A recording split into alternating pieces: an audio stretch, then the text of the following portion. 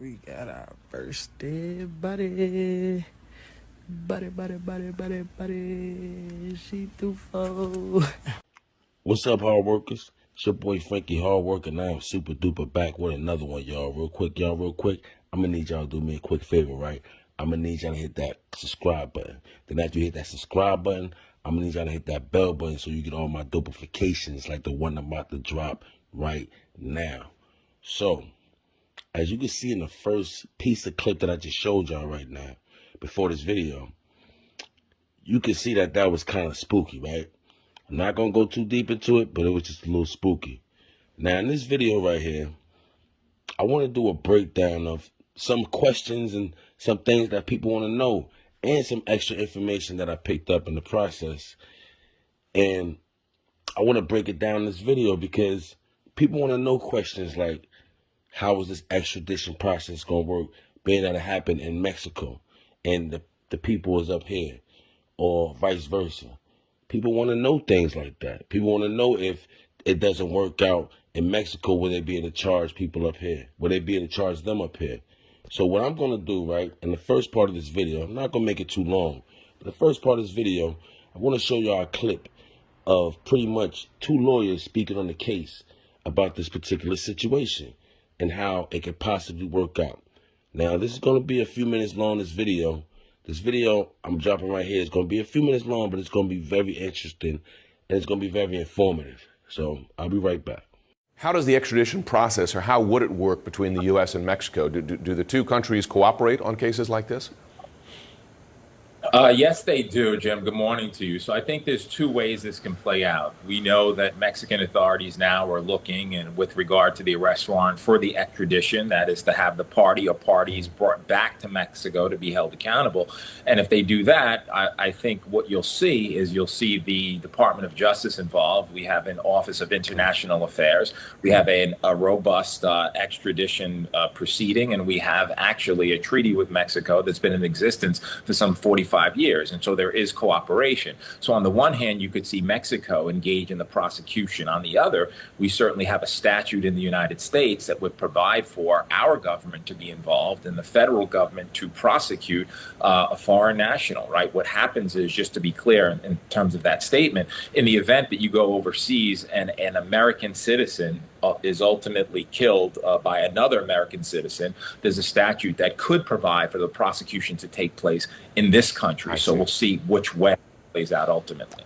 Given the timeline here, a number of weeks since this took place, I mean, the role of folks on the internet kind of keeping this story alive, et cetera, I mean, did Mexican authorities drop the ball in the initial stages of this? And could that affect the future of the investigation? So it certainly could, because with any investigation and with any crime scene, you want to preserve it, right? At the end of the day, you have to know and understand that the evidence that you have is gathered appropriately, that the crime scene would not otherwise be contaminated, that the autopsy was done properly. And so, yes, there could be some challenges there. Having said that, with the FBI involved now, I'm sure that they'll undertake an investigation, which is quite significant. They will be working with Mexican authorities. They will be all over the area where it occurred to try to get answers. So no investigation is without flaws, Jim, but ultimately I think justice could be served here if the investigation to this point, knowing what they know, is done properly. Let's talk about the Mexican authorities. Let's actually talk about them because they definitely dropped the ball on this one. Now, if you can remember, the first report was she died at 3 p.m. She passed away at 3 p.m., 15 minutes after the initial injuries, right? So people was kind of confused because even when I reported it, I was kind of confused because when did that happen? Did it happen Friday? Did it happen Saturday morning? When did it happen? Now, secondly, another story came out, whereas, they said that they was with her, a person came there, a doctor or somebody came there, was with her for 3 hours, which was after 3 o'clock, was with her 3 hours, and had people doing CPR and this and that nature. And then they said to her, to her friends, allegedly her friends, that would you like us to take her to the hospital? And allegedly they refused treatment and they wanted her to do it there. Now, that right there, when I heard that report, it threw me for a loop because I started to think to myself, like, okay, whether this is in one country or another, I would think that if they see facial injuries and a person look kind of out of it, in and out of it, that they will automatically take the person to the hospital. That's why I believe they dropped the ball. Because now it's also reports allegedly coming out. I seen this, I couldn't really confirm it, but I'm gonna speak on it because it's kind of weird. But they saying that somebody took 17,000 from her. They said allegedly the Mexican government took 17,000 from her, which is weird because why would a person carry 17,000 with them? But they saying that they took it out their account, so that's what it is. But the reason why I feel as though Mexico dropped the ball, and at the same time they trying to clean their steps up, right? This is why they putting out a warrant for the arrest. But this is the kicker. They have a warrant for an arrest, but they haven't said the name yet. Why do you think they haven't said the name yet? Everybody know who the person is that was in the video. Everybody know what happened. Everybody know who was around. They got the people named down there on the list. They know who was down there. So why haven't they named the suspect yet? That's weird to me. Now, one thing about Mexico, they tend to move a little bit different from the United States. They don't move as efficient, in my opinion, as the United States when it comes to cases like this. Now, I'm going to leave that part alone, but I played this clip for y'all in the video, in the beginning of the video, right? Whereas one of the friends said something that was real eerie, and I want to play the whole Instagram story for y'all. Now, the Instagram story is going to be about a minute, but I want y'all to do me a favor. I want y'all to look at the timeline because in the Instagram short stories, it's going to show the timeline. It's going to show the time right there at the bottom. I want y'all to pay attention to this, right? And then I'm going to play another clip in the process right after that. Well, not in the process, but right after that, whereas they look like they plotting on her. Now, I'm going to get into details about that plotting situation and what's to come of that.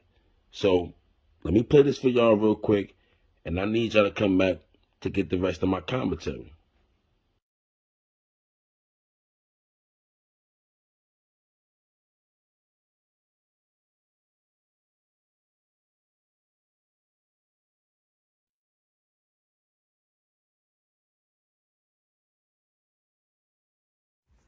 We got our first dead buddy.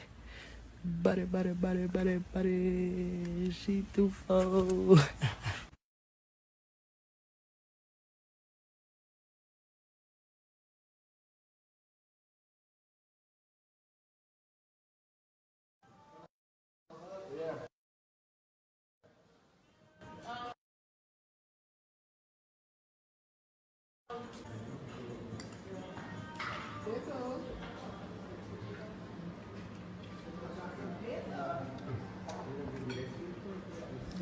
It's just us in this big ass house.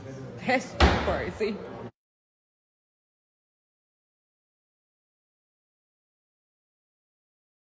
Down to it. Fuck those who don't do it how we do it, cause we used to it. Drink, motherfucking Drink.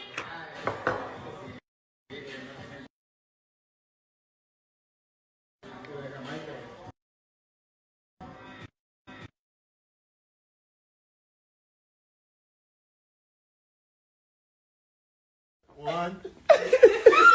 Winter, come on now. David, you be working. Deja, we know you weren't working on upper body when you was working out. Come on, let me see what you got, Winter. Winter, what is that? I'm in this plank. What a card at, man. These people here. Come on, Lisa, grab a card. It's my friends to me, because, y'all, it don't take that long to get naked.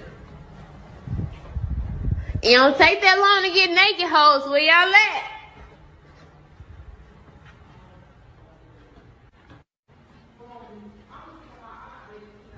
She told me I'm going to keep it hot. You going to keep it hot, what?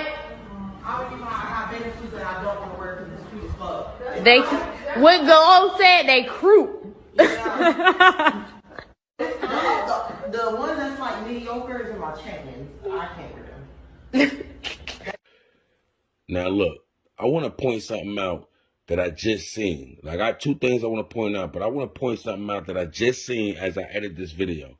Now this clip, this picture that I'm showing y'all right here, right? As you can see, it says little old us in this big ass house.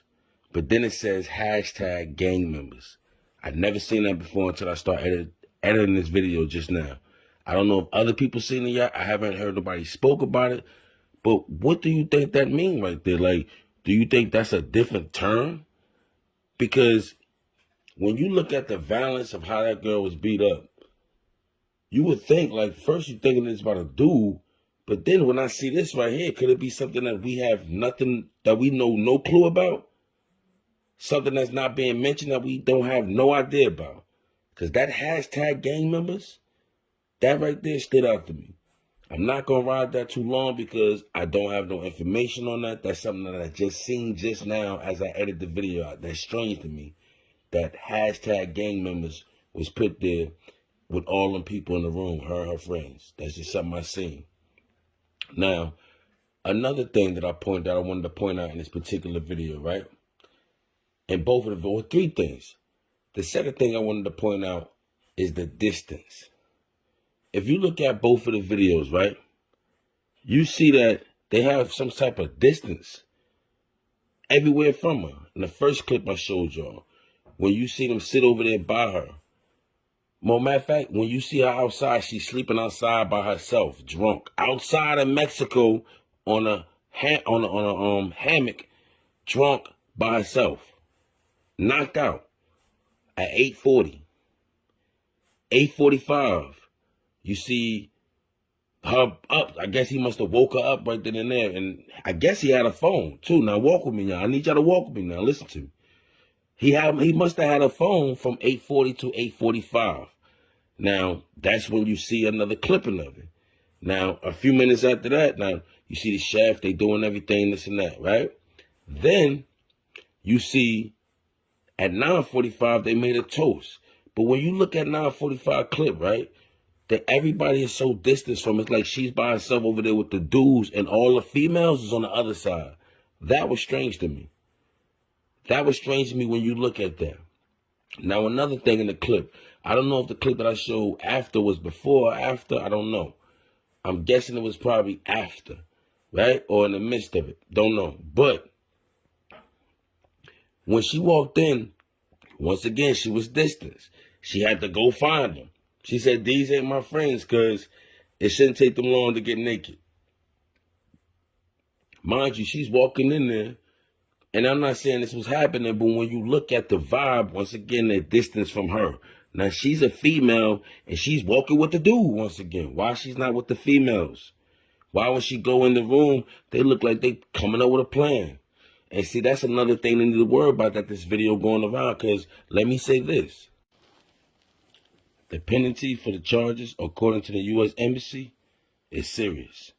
Let me read this part out to y'all real quick because I was speaking on the plotting part just now, and I just wanted to speak on it. So let me read this to y'all. This is the penalties for the charges. According to the U.S. Embassy, American citizens who commit crimes abroad are subject to the country's legal process according to Meneses Legal. A person who commits a homicide and a fight faces up to 12 years in prison, but the penalties don't stop there. According to Article 315 of Federal Penal Code, if prosecutors believe murder is premeditated, the penalty can result in 30 to 60 years behind bars. In cases involving femicide, defined as homicide in which the victim was a female and the crime was committed because the victim's gender, the person charged could face between 40 to 60 years in prison. Now, I want to speak on that femicide thing. I'm speaking on that because allegedly, and I think this is kind of true, in the reports in Mexico, they referred to, I think her name was Dejanay or something like that, the girl who was allegedly fighting Shanquella. They referred to her in the reports as a transmission. Y'all know what I'm saying, as a transmission, right? So that's why they call it femicide, because they were saying that because they feel as though that situation happened because she was the girl that was fighting Shanquella was a transmission, so that's why they was charging it with that at first. Well, saying that at first.